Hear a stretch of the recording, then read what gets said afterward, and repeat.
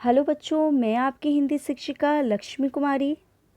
आज बच्चों मैं सरस हिंदी माला से गुलिवर की विचित्र यात्रा के बारे में पढ़ाऊंगी। बच्चों, यात्रा करना किसे नहीं पसंद, आपको भी पसंद होगा। यात्रा करते समय हम मनोरंजन के साथ साथ कुछ अनुभव भी सीखते हैं जो ज्ञान, इतिहास, भूगोल की किताबों से नहीं सीख पाते। उसे यात्रा के दौरान बड़ी आसानी से हम सीख पाते हैं। पुस्तकों में हम केवल दूसरों के विचारों, अनुभव को पढ़ते हैं, लेकिन यात्रा हमें किताबी ज्ञान से व्यवहारिक ज्ञान पर लाती है। इस पाठ में गुलिवर की समुद्री यात्रा का रोमांचकारी वर्णन है। गुलिवर की यात्रा एक एंग्लो आयरिश लेखक और पादरी जोनाथन स्विफ्ट के द्वारा लिखा गया एक उपन्यास है। लेम्यूल गुलिवर इंग्लैंड में सबसे बढ़िया सर्जन डॉक्टरों में से एक था। वह सर्जन नहीं बनना चाहता था, लेकिन माता पिता की सलाह के बाद वह सर्जन बना। कुछ दिनों के बाद उसे एक जहाज में कप्तानी की नौकरी मिल गई। उसकी खुशी का ठिकाना नहीं रहा। उसे यात्रा करना बहुत पसंद था, या फिर यह भी कह सकते हैं कि वह पूरी दुनिया देखना चाहता था। यहाँ वह अपने उन यात्राओं में से एक विचित्र यात्रा के बारे में बता रहा है। तो चलिए बच्चों, हम पाठ की ओर बढ़ते हैं। मैं एक जहाज पर नौकरी करता था। जहाज पर नौकरी करते हुए मैंने कई लंबी लंबी यात्राएं की। एक बार दक्षिणी सागर में पूर्वी द्वीप समूह की ओर जाते हुए हमारा जहाज तूफान में फंसकर चकनाचूर हो गया। सौभाग्य से मैं तैरकर किनारे पर आ गया और थककर वहीं लेट गया। जब मेरी नींद खुली तो मैंने अपने आप को पतले पतले धागों से बंधा पाया। मैं आश्चर्य में पड़ रहा था कि कोई चीज़ मेरे पैरों पर रेंगती रेंगती मेरी छाती पर आ खड़ी हुई।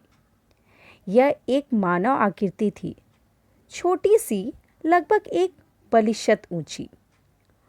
कुछ देर बाद उसी प्रकार के सैकड़ों प्राणी मेरे शरीर पर चढ़ गए। मैं जोर से चिल्ला उठा, कौन हो तुम? मेरा चिल्लाना ही था कि वे लोग लुढ़कते लुढ़कते और चीखते चिल्लाते भागे।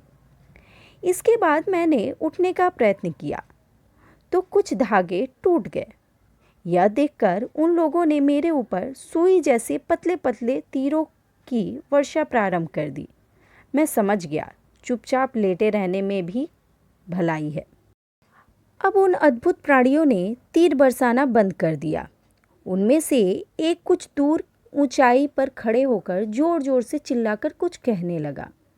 मैंने हाथ हिलाकर उसे समझाने का प्रयत्न किया कि मैं उनकी भाषा नहीं समझता। फिर बार बार अपने हाथ मुंह की ओर ले जाकर मैंने इशारा किया कि मैं भूखा हूँ।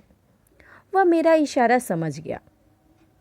बस फिर क्या था, मेरे मुंह के पास लोग टोकरियों में खाने का सामान ला लाकर मेरे मुंह में उड़ेलने लगे।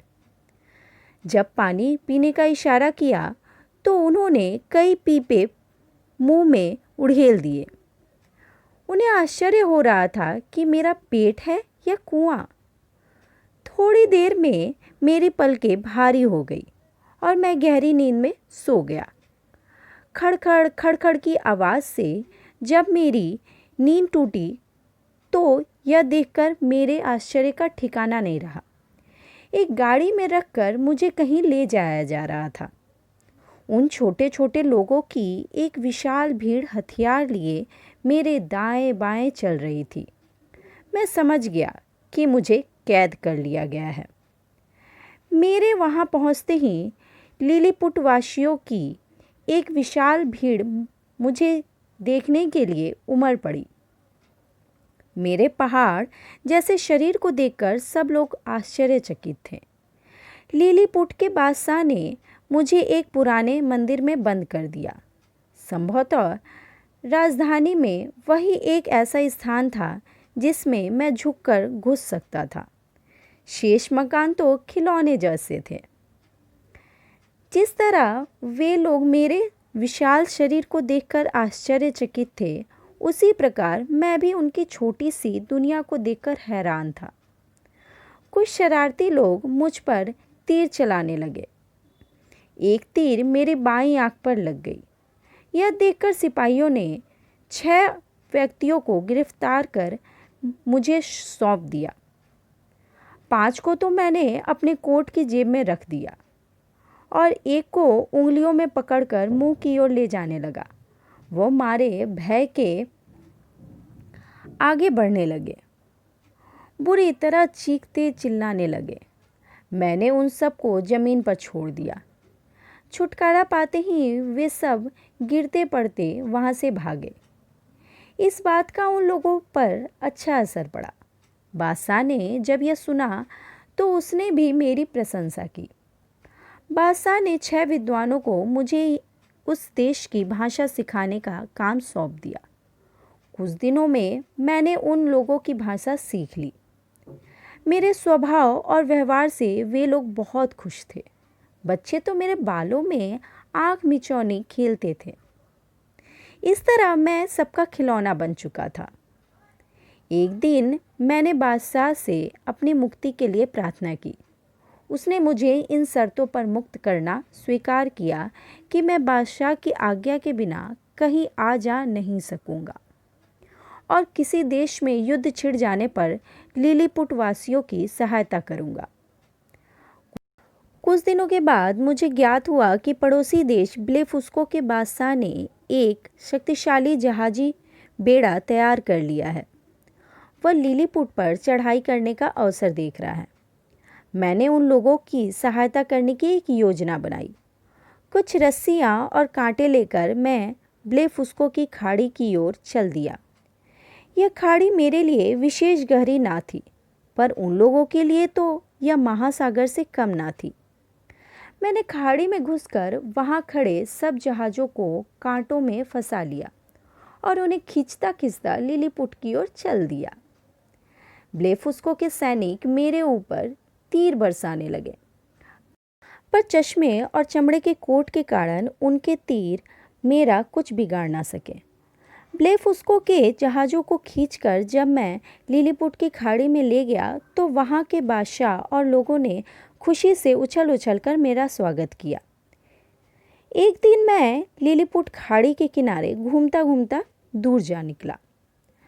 वहाँ मुझे पानी में एक बड़ा तख्ता तैरता दिखाई दिया।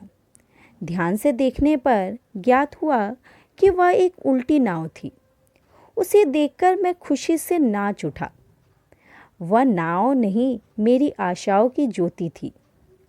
कुछ दिनों के बाद मैंने बादशाह से अपने देश जाने की आज्ञा मांगी। उन्होंने मुझे बड़े प्रेम से विदा किया और बहुत सारी भोजन सामग्री मेरे नाव पर लदवा दी। मैंने लिलीपुट वासियों से अलविदा लेता हुआ आगे बढ़ा। सौभाग्य से रास्ते में एक जहाज़ दिखाई दिया। यह देखकर मेरी प्रसन्नता का कोई ठिकाना ना रहा। वह जहाज़ मेरे देश का ही था। जहाज़ के नाविकों ने मुझे ऊपर ले लिया और मैं अपने देश को लौट आया। आज भी मैं अपनी उस विचित्र यात्रा को भूल नहीं पाता। तो बच्चों, आशा करती हूँ ये गुलिवर की विचित्र यात्रा आपको अच्छी लगी होगी।